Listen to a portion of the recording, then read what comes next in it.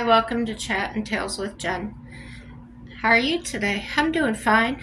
Um, what do I want to talk about today? Oh, yeah. I want to talk about, I don't know what you call it. I know some people call it, spiritual warfare, and I'm going to go with that today. Uh, Calling it that. Okay. I have a problem with my eye today. It hurts. And I think what I did was I slept with it open or something. So I'm icing it. Anyway, spiritual warfare. Yeah. That's a war that is not necessarily fought in the flesh. It is fought in our spirit. Or constantly there's this battle between good and evil, right? And what that means to me is you can't really believe in God if you don't also believe that there's the devil or Satan, right? Um, because they both exist. Okay. On one hand, if you've read the Bible where Jesus was tempted by Satan and that and tried tripping him up on scriptures or whatever, um, Jesus never wavered. So we kind of strive to do that. We should be anyway. And here's what happens. Here's where the warfare comes in, where the enemy will attack us. Um, he'll that evil will come around, and I don't know if you saw the Passion, but they have a good analogy in there where Satan's just like this person, and he's just whispering in your ear. You can't see him, but he's telling you different things.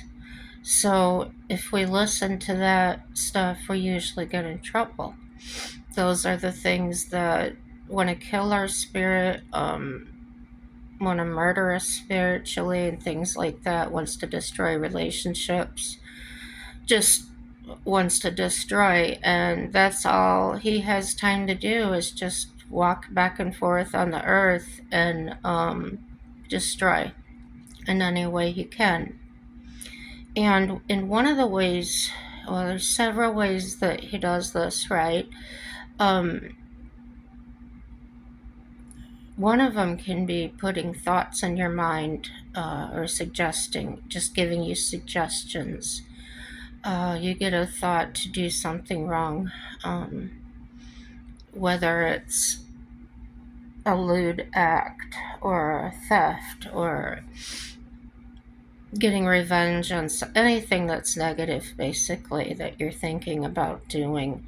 He'll keep nagging at you and making it grow larger and larger and increase that want to you have or that urge that you have until if you're giving into that, if you're not strong enough to withstand that, you'll do it. And we're human, we have tendencies, we get ideas. And that's one of the reasons it's so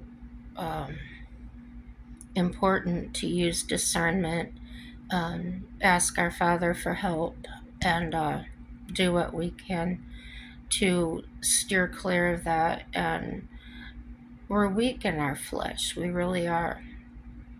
So, to back some time ago, looking at how things were done in families and promiscuity, promiscuity. I think that's how you say it. There were rules, there were guidelines to follow that we set in place. The way we dressed, the way we presented ourselves, the way we acted. Okay. And a few of those things you probably know already. And here's one thing I want to talk about really quick, because if I say it later, it's not going to make any sense. Children in general get curious now and then about each other and what they got.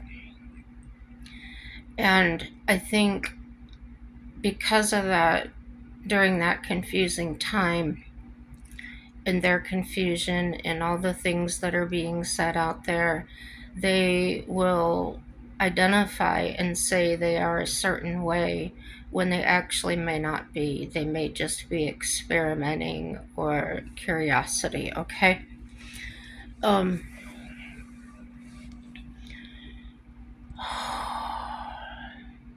that is also the time when sick people can take advantage of those things, or there's lots of sickness. And where this comes from is our weakness to resist the evil one. And you have to pray. Nobody is without sin. If you can't, like if you have problems like many do with alcohol or drugs or things like that, you get so drawn to that. So it's so difficult to get away from. I've never been like that.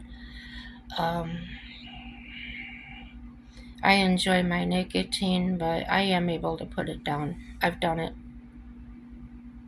different times in my life, and the reasons I picked it up were different. Either I just wanted to, or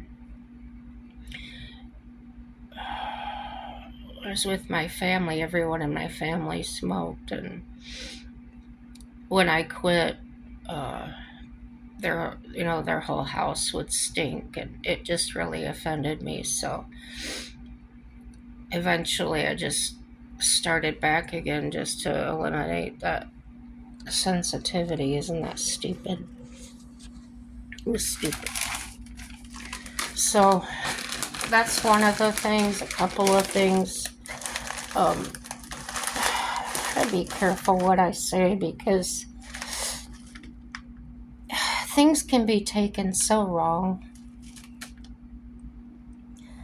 Guess what I'm asking everyone to do is to just really consider how you think and what you think, because it may not be in line with what's right for you, or what's going to feed you, okay? There are many scriptures in the Bible. I'm not going to go through and quote them all and bore you to death, because if you're not a believer, I know that's something you don't want to hear about, someone preaching to you. But there were certain ways to act, and if you acted a certain way, especially as a woman, you were considered certain things, and they were called whores, or whatever. And there are more of them today than any time.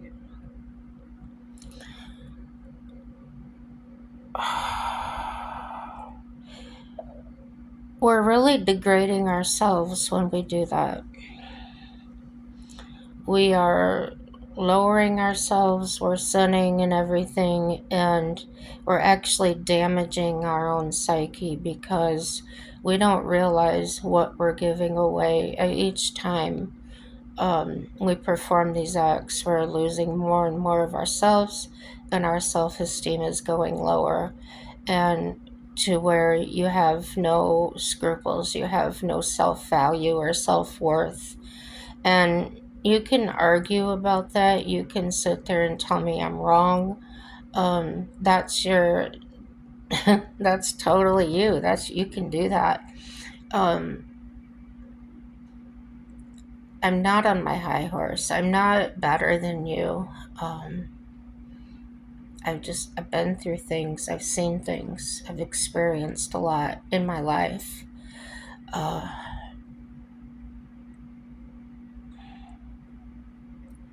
these men that are shirking their responsibilities and things. Um, I think a lot of this started from fear. Uh,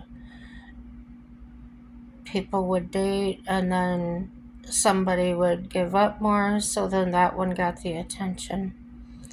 Um, there was a saying I saw on a sign or something, somebody's funny joke, I'm sure it was intended to be, that I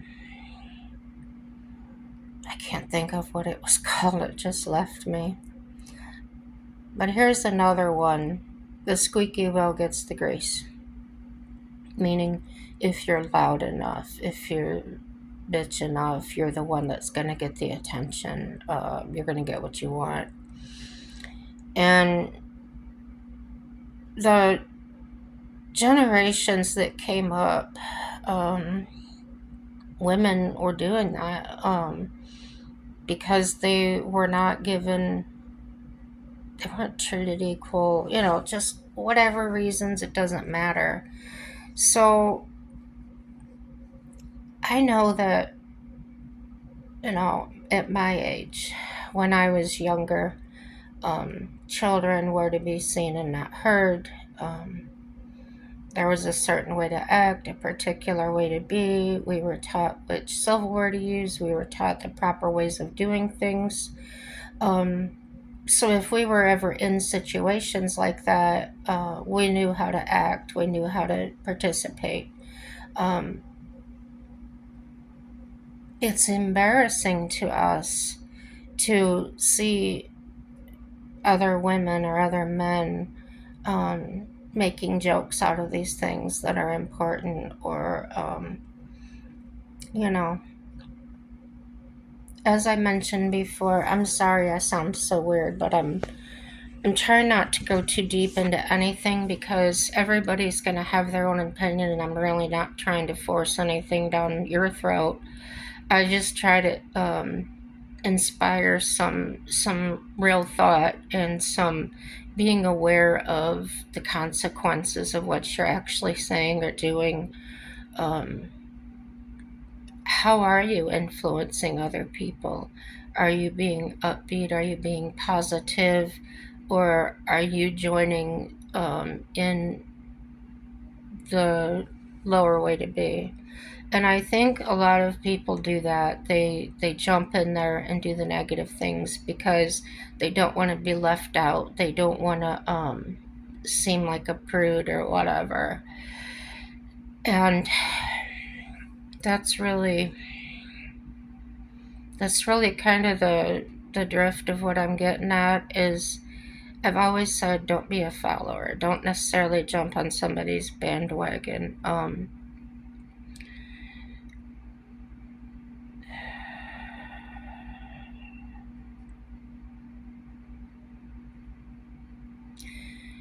You can go out and you want to try hunting, for instance, and you go out and you decide you really like it, so you become a hunter. Or you decide, oh, I really don't like that. I don't believe in it, so you don't do it.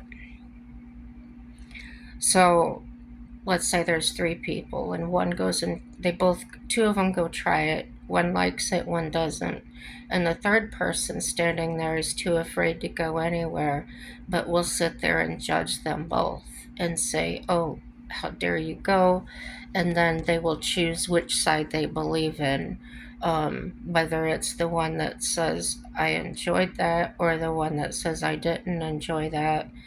But then the third person will come in there like a buddy, and they'll create reasons for that person. And then before you know it, all the lines are getting blurred. And I feel that's what happens when people are growing up and they want to try different things, and then automatically being labeled as something that they're not, that it was just a stage of their growing up or whatever. So I know that's weird. I know I beat around the bush a lot in that, but I think if you're intelligent enough, and you are, you know what I'm talking about. So that came up because my caregiver and I were having a conversation one time, and I don't even remember what it was about, but she said that, like, oh, come on, we all experimented or whatever. And she's older than I am, but I really thought about that, and I was like, yeah, I guess we did. So, know the difference between, you know, an age or confusion, or be an adult about it. Don't be in such a hurry to label somebody or to tell them you're this way or that way, because it really is up to that person. um Leave them alone. I don't know what you should do. I'm not a parent. um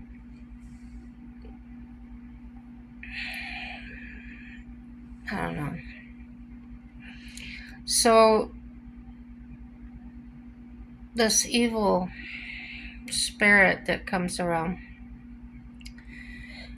if, let's use this example, if I'm on a diet, which I don't do very often, and the thought comes into my head, oh, there's a piece of chocolate cake in there, but I know I've reached my calories for the day. That's when the evil spirit will come in, because he wants me to fail. Because if I fail, I'll feel down on myself, and I won't, it'll distract me from doing what God's will is, okay? So the feeling gets stronger and stronger, and it just keeps getting, until I will get up and go do that, right? It will keep you awake at night. It'll distract you from other things that are going on. And I'm not just talking about a diet, I'm talking about lots of things. Whether it's watching X rated on the computer, on the internet, while your wife or husband's in the other room. Um, I think you know what to apply these suggestions to. And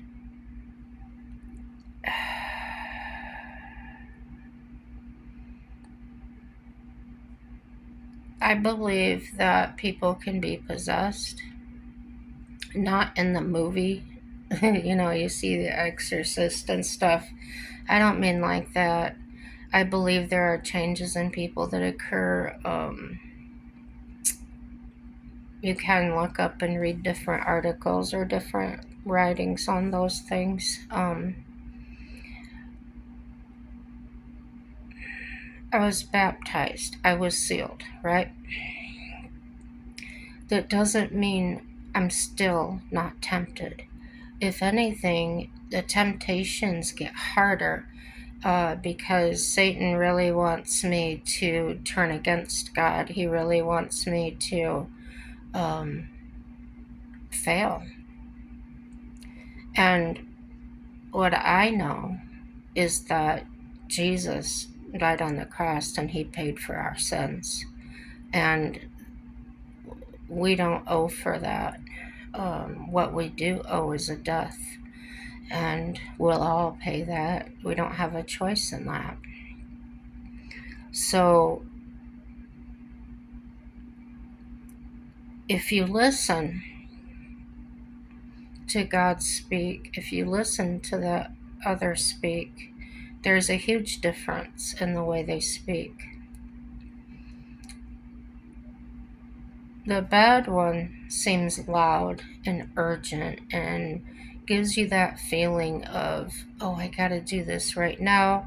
It'll give you the urge to tell somebody, I have a message from you for you from God.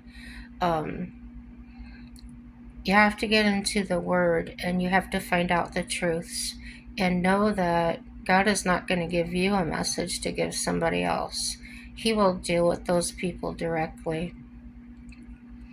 He may give you a message to do something, and then you think you got to pawn it off on somebody else to do when it was actually given to you to do. Um, Human nature, take into account things that are going on. Everything is going to work out for our good guys. Have a happy day. Bye bye.